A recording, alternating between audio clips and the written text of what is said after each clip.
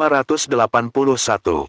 Lantaran upaya memohonnya tidak membuahkan hasil, Dirja baru saja ingin mengancam, tetapi dia malah tiba-tiba menjerit.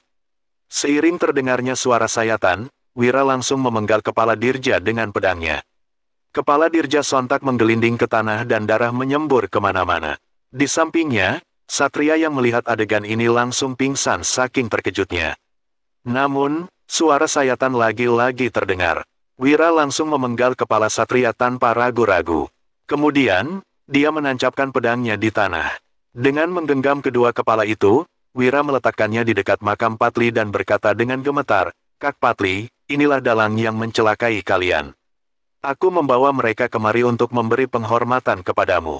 Sementara itu, Mary yang berada di samping menatap adegan ini dengan terpesona. Dia merasa bahwa Wira sudah berbeda dari sebelumnya. Di masa lalu, pria ini begitu licik, kejam, suka mengatur tipu daya, dan senang menjebak orang lain.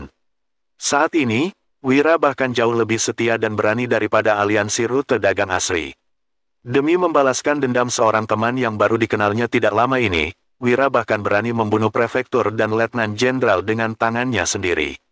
Pria macam apakah ini? Kak Patli, aku akan berangkat ke Provinsi Jawali sekarang. Aku akan kembali untuk mengunjungimu lain kali. Jangan khawatir, aku akan menjaga Dusun Pranowo, juga memastikan semua orang bisa hidup dengan nyaman. Usai berjanji seperti itu, Wira langsung bangkit dan pergi. Para pasukan Zirah Hitam yang berada di kedua sisi segera mengambil jasad dan kepala Dirja. Ada beberapa hal yang boleh dilakukan, tetapi tidak boleh diketahui oleh dunia. Jika tidak, itu akan menjadi bencana besar. Kelompok itu pun segera meninggalkan hutan. Tiba-tiba, telinga Rudi tampak bergerak. Dia berlari ke belakang pohon besar yang berjarak beberapa meter dari sana, lalu meraih seseorang dan menyeretnya keluar. Kemudian, Rudi bertanya dengan tegas, "Siapa kamu?" Sosok yang kurus dan lemah itu menjawab dengan gemetar, ini aku." Saat Wira mendengar suara itu, dia mendekati Mada dengan alis berkerut, lalu bertanya, "Mada, kenapa kamu ada di sini?" Mada menjawab dengan penuh ketakutan, Aku takut preman setempat datang untuk mencuri benda persembahan Kak Patli di malam hari, jadi aku datang untuk menjaganya." "Kamu melakukan hal yang benar," puji Wira. Kemudian, dia menepuk bahu Mada dengan lembut, melepaskan mantel yang dikenakannya, dan meletakkannya di pundak Mada sembari berkata, "Tapi, malam hari di sini sangat dingin.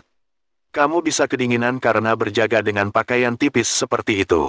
"Aku nggak takut," jawab Mada. Kehangatan mantel membuat Mada sontak terharu dan meneteskan air matanya. Kemudian, dia berkata kepada Wira, "Tuan, tadi kamu membunuh 2 orang. Apakah mereka adalah prefektur kota pusat pemerintahan Lokana, Dirja, dan juga jenderal bodoh itu, Satria? Kamu benar-benar sudah membalaskan dendam Kak Patli." Huhuhu. Sementara itu, David malah menggenggam pedangnya dengan makin erat. Wira membunuh Dirja dan Satria sebagai tindakan penghormatan kepada Patli.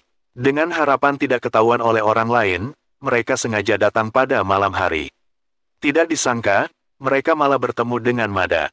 Bukannya tidak percaya pada karakter Mada, tetapi makin sedikit orang yang mengetahui rahasia ini, tentu akan makin baik untuk mereka. Wira melambaikan tangannya ke arah David, lalu memandang Mada dengan lembut sembari berkata, "Iya, aku membunuh mereka berdua. Tapi, kamu nggak boleh memberitahu siapapun tentang hal ini, bahkan orang terdekatmu sekalipun. Kalau enggak, aku akan berada dalam masalah besar, bahkan mungkin bisa terbunuh." Mada menyeka air matanya, lalu berjanji, "Semua keluargaku sudah meninggal. Kak Patli adalah orang yang paling baik padaku di dusun ini. Tuan, kamu sudah membalaskan dendam untuk Kak Patli, kamu adalah pahlawanku. Nggak peduli apapun yang terjadi, aku nggak akan pernah mengungkapkan hal ini. Aku percaya padamu," ucap Wira seraya memukul bahu Mada. Kemudian, dia pun melanjutkan perjalanan bersama bawahannya. Mereka meninggalkan Dusun Pranowo dalam 2 kelompok terpisah. Satu kelompok terdiri dari Wira dan pasukan Zirah Hitam, sementara yang lainnya adalah grup Ngarai Naga Biru beranggotakan 5 orang yang dipimpin oleh Mary. Mereka memang harus berpisah. Tiba-tiba, Putu menyeringai sembari berkata, "Hehe, Tuan Wahyudi, Ketua Mary ingin mencurahkan isi hatinya kepadamu secara pribadi." Bab 582. Setelah Putu mengucapkan kata-kata itu, Wira tertegun sejenak, lalu bertanya, isi hati. Isi hati apa yang bisa Mary bicarakan secara pribadi dengannya? Putu menunjuk ke depan dan menjawab sambil tersenyum licik, ada gazebo sekitar 1 kilometer dari sini. Ketua Mary sedang menunggumu di sana. Tanda seru petik 2, ekspresi Putu terlihat ambigu dan tatapan matanya yang mengarah kepada Wira tampak aneh. Baiklah, ucap Wira sambil tersenyum. Kemudian, dia pun menunggang kuda ke sana. Dia kebetulan juga ingin menyampaikan beberapa hal kepada Mary. Saat Mary yang berada di gazebo melihat Wira mendekat, dia langsung berkata sambil tersenyum, kali ini, aku sudah membantumu begitu banyak. Apa kamu nggak ingin mengungkapkan sesuatu? Wira turun dari kudanya. Dia berjalan menuju gazebo dan berkata sambil tersenyum, kamu sudah menjadi ketua pertama sekarang. Apakah kamu masih membutuhkan sesuatu? Mary sontak mengerucutkan bibirnya. Kemudian, dia berkata dengan nada sedikit kecewa, kamu ini sama sekali nggak tulus, lupakanlah. Wira tertawa terbahak-bahak, lalu mengubah topik pembicaraan dengan berkata, aksi kalian kali ini kemungkinan besar telah diperhatikan oleh istana. Pastikan agar semuanya lebih berhati-hati. Mary mengangguk setuju. Dia juga memahami hal seperti ini sehingga berkata, baiklah, aku akan memperhatikannya. Akan tetapi, begitu topik pembicaraan mereka dialihkan, kini Mary memiliki kekhawatiran lain sehingga menimpali. Tapi, kali ini kamu sudah membunuh 2 bajingan itu. Semua orang yang cerdas pasti tahu bahwa itu ada hubungannya denganmu. Jadi, lebih berhati-hatilah, mengerti. Pembunuhan Dirja dan Satria oleh Wira telah mengubah pandangan Mary tentangnya. Awalnya, dia hanya menganggapnya sebagai seorang cendekiawan yang licik dan banyak akal. Dia tidak menyangka bahwa Wira ternyata memiliki sisi berani dan kejam seperti ini. Membela teman dengan tulus, meski harus menghadapi bahaya besar adalah hal yang sangat langka di masa ini. Mungkin, Mary sudah meremehkan Wira sejak awal. Dia tidak pernah menyangka bahwa Wira juga memiliki sisi jantan seperti ini. Wira merasa sangat bersyukur karena Mary begitu perhatian dengannya. Untuk menyelamatkan dirinya, Mary bahkan membawa begitu banyak pasukan dan bersiap untuk menyusup ke pengadilan daerah malam itu. Wira tentu sangat terharu. Aku tahu, tapi kamu nggak perlu khawatir. Aku bisa menjaga diriku sendiri, jawab Wira. Sementara itu, Mary malah mendengus dan berkata dengan serius, Cih, jangan berbual.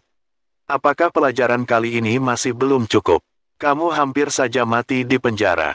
Kalau kamu benar-benar mati, aku sudah merencanakan segalanya.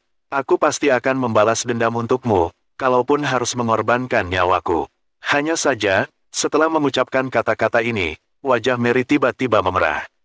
Dia merasa bahwa perkataannya terlalu berlebihan. Itu sebabnya, dia buru-buru menjelaskan, jangan salah paham, aku nggak punya maksud lain. Wajah Mary memerah dan jantungnya berdebar kencang. Bagaimana bisa dia mengucapkan kata-kata seperti itu secara tiba-tiba? Meskipun masalahnya sudah selesai sekarang, dia masih merasa takut ketika mengingatnya kembali. Jika Wira membuat kesalahan, dia mungkin benar-benar akan jatuh ke dalam perangkap pejabat sialan itu.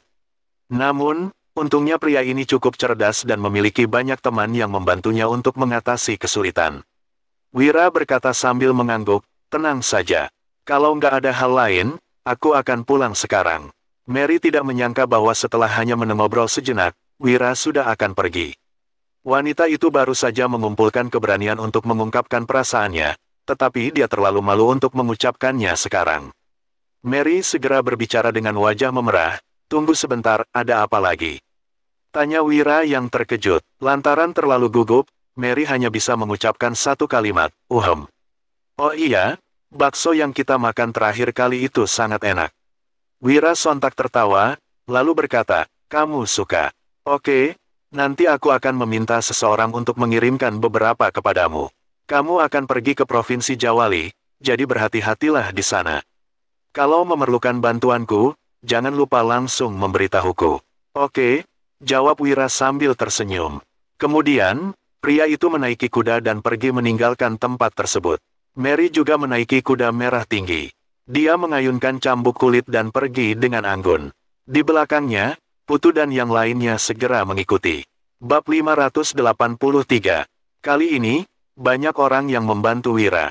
Jadi, Wira juga tidak pelit dan membeli banyak hadiah, lalu membagikannya kepada anggota asosiasi perdamaian. Tentu saja, Wira juga tidak melupakan Pramana karena Pramana sudah menghabiskan banyak uang untuk Wira kali ini. Wira langsung mengeluarkan uang kertas yang banyak dan memberikannya kepada Pramana. Kemudian, Pramana berkata, "Paman Wira, untuk apa kamu memberiku begitu banyak uang?" Melihat semua uang kertas ini, Pramana seketika tertegun. Dia tahu Wira kaya, tetapi tidak menyangka dia mempunyai begitu banyak uang. Wira yang tampak tidak peduli berujar, "Memangnya ini termasuk banyak? Belakangan ini, pengeluaranmu cukup banyak, jadi kamu ambil saja. Jika dibandingkan dengan pertemanan, uang sama sekali tidak ada apa-apanya." Jadi, Wira tidak keberatan memberikan Pramana uang sebanyak ini. Pramana tertawa dan menyahut, "Hehe. Kalau begitu, aku nggak akan menolaknya lagi." Kemudian, dia menyimpan uang itu. Wira mengingatkan, "Jumlah uang kertas ini terlalu banyak. Tapi, jangan lupa menukarnya menjadi uang perak. Toko uang biasa tidak akan bisa menukar uang sebanyak itu." Pramana menyahut, "Oke, Paman Wira. Tapi, ayahku bilang uang kertas dikeluarkan oleh toko uang terbesar di negara ini. Toko uang itu dibuka oleh pebisnis sutra dan garam di provinsi seberang. Kamu nggak perlu khawatir." Wira juga tidak berkomentar lagi setelah mendengar perkataan Pramana. Sementara itu, setelah Pramana membawa pulang uang itu ke kediaman keluarga Sudarto, dia kembali bergabung dengan tim. Sekelompok orang yang hendak keluar dari kota melihat sosok yang familiar. Orang itu adalah Mandra. "Kakak," ujar Mandra. Dia tahu Wira menggunakan koneksinya untuk mengeluarkan dia dari penjara. Jadi, Mandra sangat berterima kasih kepada Wira. Mandra berucap, "Kak, terima kasih atas bantuanmu. Kalau enggak, mungkin aku harus dipenjara lebih lama lagi." Begitu melihat Wira, Mandra hendak memberi hormat. Namun, Wira segera menghentikan Mandra. "Mandra, kamu nggak perlu sungkan. Kalau bukan kamu yang menjagaku di penjara, mungkin aku akan dihabisi oleh pejabat brengsek itu dan ditindas oleh anggota penjara." Wira melanjutkan, "Ini hanya masalah sepele, kamu nggak usah memikirkannya. Seharusnya, aku yang berterima kasih kepadamu." Sesudah Wira selesai berkata, Mandra segera melambaikan tangan dan berujar, "Kak, bukan begitu. Kamu memang orang yang pantas dihormati. Aku nggak pernah kagum pada siapapun seumur hidup ini dan kamu orang pertama yang aku kagumi. Kamu nggak boleh menderita di penjara." Mandra tiba-tiba berkata lagi, "Kak, kudengar kamu mau pergi ke Provinsi Jawali. Kamu pasti akan melewati kota pusat pemerintahan Roino, aku bersedia mendampingimu." Wira yang memahami perkataan Mandra bertanya, "Oh, kamu mau pulang ke kota pusat pemerintahan Roino?" Mandra juga tidak menutupinya dan menjawab, "Benar. Aku berasal dari kota pusat pemerintahan Roino, jadi harus pulang ke sana." Wira juga tidak keberatan dan mengangguk, lalu menimpali, "Oke. Perjalanan pasti lebih aman kalau ada kamu yang menemani." Kemampuan bertarung Mandra tidak kalah dari pasukan Sirah Hitam. Jadi, Mandra bisa menjaga Wira. Tak lama kemudian, sekelompok orang itu pun berangkat. Ketika melihat pasukan Sirah Hitam yang ada di belakang Wira, Mandra yang juga memiliki kemampuan hebat tentu tahu bahwa orang-orang ini sangat kuat. Mandra makin merasa Wira sangat misterius. Kemudian, rombongan Wira pun keluar dari kota. Hanya saja, mereka tidak tahu ada seseorang yang diam-diam mengikuti mereka di belakang. Setelah menempuh perjalanan selama setengah hari, Danu tiba-tiba menghampiri Wira dan berucap, "Kak Wira, ada yang mengikuti kita. Dia orang yang dilukis Pak Putu terakhir kali." "Dia," lanya Wira yang tertegui. Dia tidak menyangka orang ini telah mengikuti mereka di sepanjang jalan. "Kalau dia ikut datang, tangkap saja," ucap Wira. Dia merasa tidak tenang jika tidak membereskan orang ini. Bersambung.